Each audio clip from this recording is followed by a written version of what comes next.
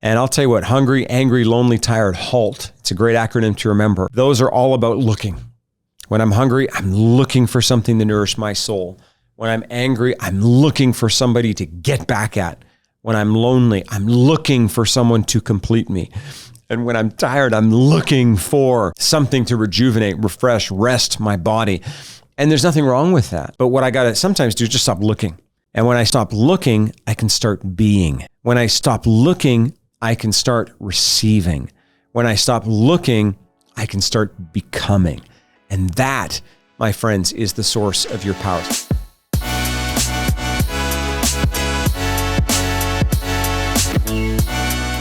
Hey friends, thanks so much for tuning in. You know, in our last Flourishing podcast episode, we talked about braving the barren.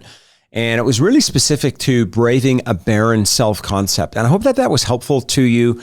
I think that no matter how old you get, no matter how mature you get, braving a barren self-concept is one of those things that we just have to keep working on. Why? Because we can all compare ourselves to others.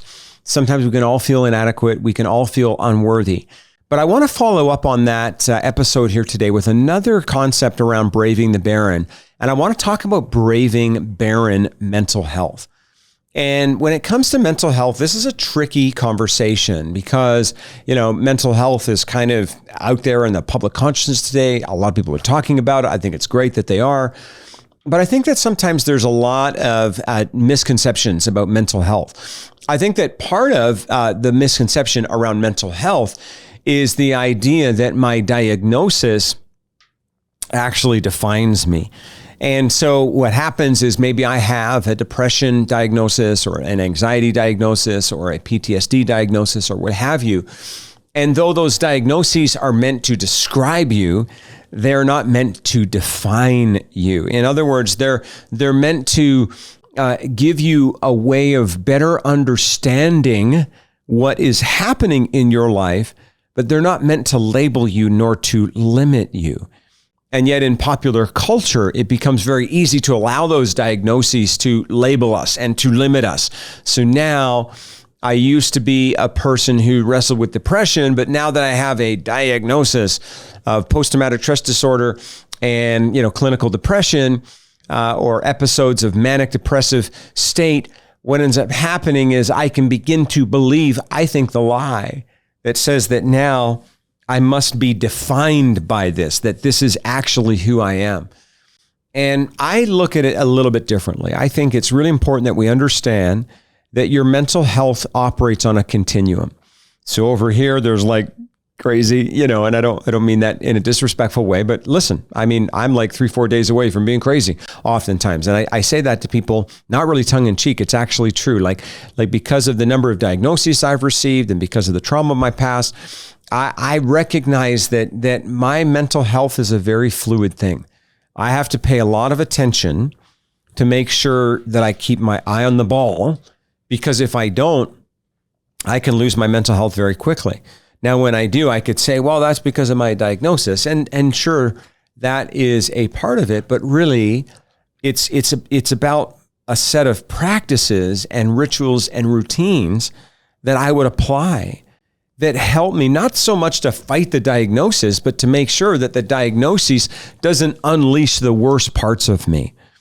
And so what I wonder is for you, whether you've had a diagnosis or not, if you could begin to shift the language of mental health to more of a language around mental fitness.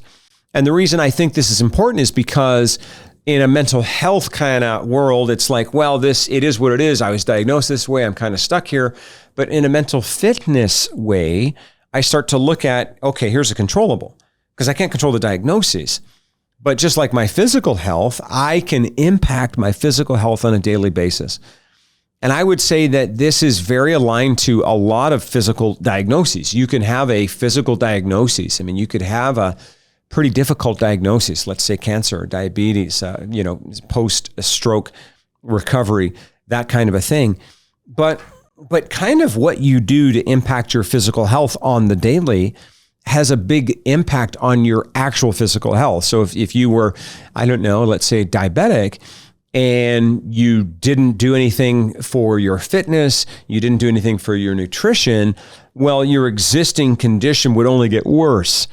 And then you might say, you might be tempted to blame the diabetes. Well, it's just my diabetes is acting up. But maybe you're not taking action and being proactive where you could be to impact what you can. You can't change the diagnosis, but you don't have to be defined by that.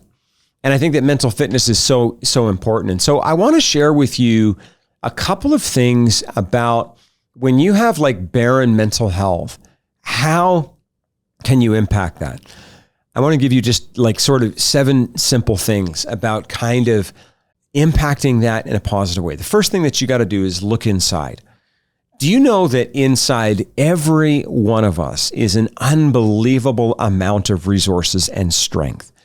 You have already accomplished so much. You may not see it, but other people around you do.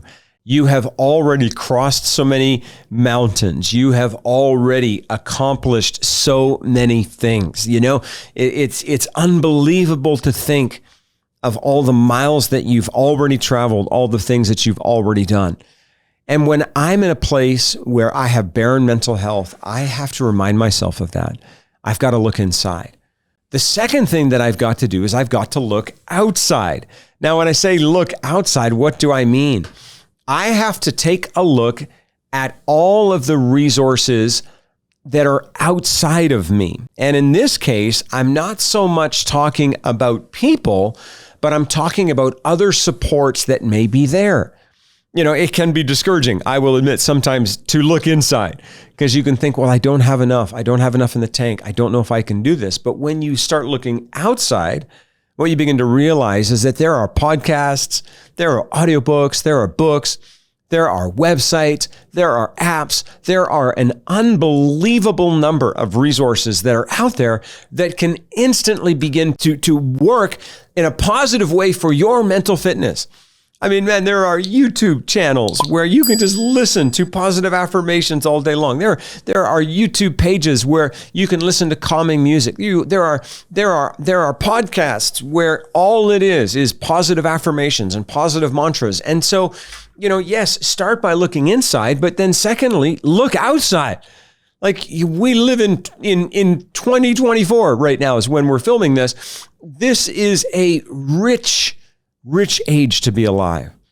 Tell you what, if you had bad mental health 1,000 years ago, it was a tough place to be because there wasn't a ton of resources outside of you. But now, as long as you have an internet connection, you can tap into an unbelievable amount of free resources. Now, for those of you who don't have an internet connection, well, then what you got to try to think about is, are there other ways? Is there a library that I can go to? Are there articles and books that I can get my hands on, right? Because for thousands of years, we did survive as a species without the internet. And it's brought so much good into our lives, but we can survive without it as well. So if you're trying to brave barren mental health and create mental fitness, number 1, look inside. Number 2, look outside. Number 3, look behind you. Now, when I say look behind you, I think this is so important to remember the victories, the accomplishments, and the strength that you have already brought to the table. I'll tell you what, it is unbelievable if you were at a certain point just to sit down and review and remind yourself of all the things that you've accomplished. So look inside, look outside, look behind. Number 4, look ahead. Sometimes our mental fitness is really low because we're not looking ahead to the goal that's in front of us, to the purpose that's in front of us, to where it is we're seeking to go, where it is what we're seeking to build, what we're seeking to become. And if I can just encourage your heart today, I'll tell you what, the future is bright for you. I'll tell you what, the future is amazing for you. You can create an unbelievable future. So what's on your vision board? What's on the picture of the future that you're creating for your life? Number 1, look inside. Number 2, look outside. Number 3, look behind. Number 4, look ahead. Number 5, look around you. Now, when I say look around, look at the people around you who want to support you. All of us have individuals in our lives who have a heart to support us. Now, we may have burned some bridges. We might have to make some apologies. We might have to go back and have some conversations with people But I'll tell you what I don't want to do. I don't want to burn the bridges with the people who can help me the most in order to build a bridge to the people who can help me the least.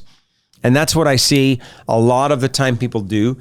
It becomes very easy, friends, to kind of get around people who just make you comfortable, who just make you feel unchallenged. They never really get up in your grill. They never call you higher. They never push you. They never challenge you. And if you are that person, and then someone comes into your life and they want to challenge you and they want to help lift you higher, you can even be offended by that. You can be like, wow, what's wrong with this person? And maybe they're just trying to get you higher. You know, I've had lots of relationships like that. As a matter of fact, I'm so grateful for the people who have called me higher. But if I can be very honest, I also had to let them call me higher. It was a two-way relationship. It wasn't just, oh, they're coming in here, barging their way in. I had to look around and make sure I pulled on those people. The sixth thing that we can do to brave barren mental health is to look up. Now, I don't know what you think about this, but I'm going to tell you that I believe in a God who cares about you deeply and has your best interests at heart. Now, if it works for you, you can call that a higher power. You can call that the universe. You can call it different things. For me, I call that Jesus Christ. And I say, and I know from personal experience that he completely changed my life. My point here is not to sell you on that.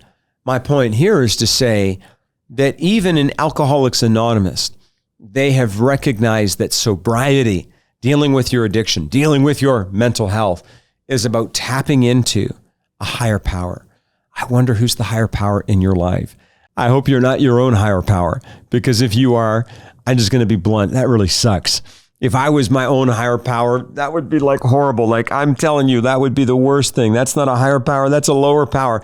I got to have someone in my life that I look up to that is calling me higher, that's pulling me higher. And it can't just be my mom, and it can't just be my mentor. It needs to be someone who transcends the challenges that we're facing. And you know what's crazy to me? I'm a scientifically oriented person. I'm a research oriented person. I like to imagine myself as being, somewhat intelligent. I'm a person who's all about, show me the evidence. But I'll tell you what, in spite of our entire society getting more and more scientific, we have gotten more and more disconnected. We've gotten more and more divided. And frankly, our mental health is in the toilet. And I think that you could draw a direct line. Why? Because when you get rid of your higher power, you also make yourself that higher power. And so no wonder people's mental health is so messed up, because all they have to look forward to is themselves, pulling themselves up by their own bootstraps. And so at least for me, when I've been braving barren mental health, it's been, I'm looking up to you, God, help me. I hope that you'll find something like that in your own life. Number 7, here's what you got to do if you want to brave barren mental health. Number 1, look inside. Number 2, look outside. Number 3, look behind. Number 4, look ahead. Number 5, look around. Number 6, look up. But number 7, stop looking. Maybe one of the challenges in our culture, and it's really interesting because when you think about Buddhist philosophy, I'm not a Buddhist, but sometimes I describe myself as a very big fan of their philosophy of non-attachment, their philosophy of contentment. I think that so many times our mental health is bad because we're looking around at all the other things that we think we don't have. We're comparing ourselves. We're measuring ourselves against this person and this thing and that thing. And yet here we are feeling like because I'm not like them, I've got nothing for me. And can I just encourage you today? You can stop looking because you're already amazing, because you're already awesome. And if you could see yourself that way, I'll tell you what, it's going to cease the endless cravings and the endless longings which leads so many of us into dark places. I worked in addiction and mental health for many years, to a very large degree, I still do. And when I was in those fields, the experts, the old timers, they would say that you're most vulnerable when you're hungry, when you're angry, when you're lonely, and when you're tired. And I'll tell you what, hungry, angry, lonely, tired, HALT. It's a great acronym to remember. Those are all about looking. When I'm hungry, I'm looking for something to nourish my soul. When I'm angry, I'm looking for somebody to get back at. When I'm lonely, I'm looking for someone to complete me. And when I'm tired, I'm looking for something to rejuvenate, refresh, rest my body. And there's nothing wrong with that. But what I got to sometimes do is just stop looking. And when I stop looking, I can start being. When I stop looking, I can start receiving. When I stop looking, I can start becoming. And that, my friends, is the source of your power. So I hope that this video has been helpful for you today. Please go to flourishingworkplace.com. Check us out. We've got so many incredible resources. We'd love to hop on a discovery call with you, get to know you, and see how we can serve and support everything that you're doing. Thanks so much for tuning in. We'll see you in our next episode.